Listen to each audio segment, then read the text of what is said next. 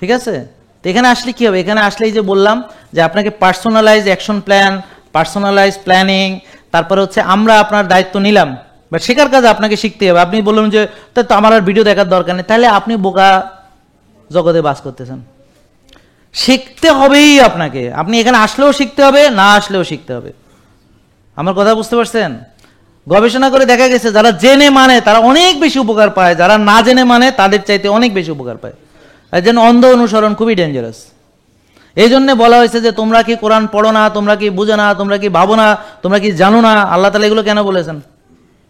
তোমরা কি চিন্তা করো না কেন বলেছেন?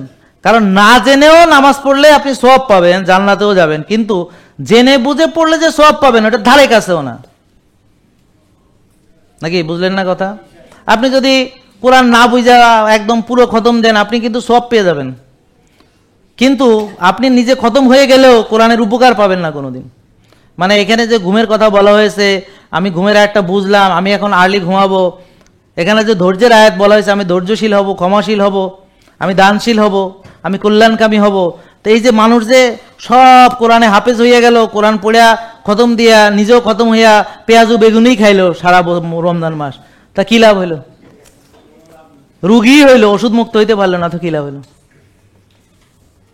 তাহলে হালাল আর তৈয়বা, মানে তারা আয়াত পড়ছে হালালাং তৈয়বান, আল্লাহ তারা মনে করছে কি শুধু হালাল, তৈয়বার ব্যাখ্যা কেউ করে না ভাই, বিশ্বাস করেন। মনে হয় তৈয়বা শব্দটা কোরআনের বাইরে, অথচ একই আয়াতের দুটো মানে একই আয়াতের শব্দ দুটো, মানে আল্লাহ বলেননি শুধু হালাল খাও, বলছেন হালালাং তৈয়বান, হালাল এবং কল্যাণ খাবার, প্রকৃত খাবার, তাজা খাবার, পিওর খাবার, যেই খাবার আপনার জন্য কল্যাণ। হালাল এবং কল্যাণ, হালাল এবং পিওর, হালাল এবং খাঁটি, হালাল এবং তাজা, হালাল এবং রিয়েল ফুড, বিকৃত খাবার না। যে খাবার কি আপনি রোগী হবেন, অকল্যাণ হবে আপনার, সেটা না। আপনি ডায়াবেটিস রোগী, যে খাবার খেলে সুগার আকাশে উঠবে, সেটা না, সেটা কল্যাণ না।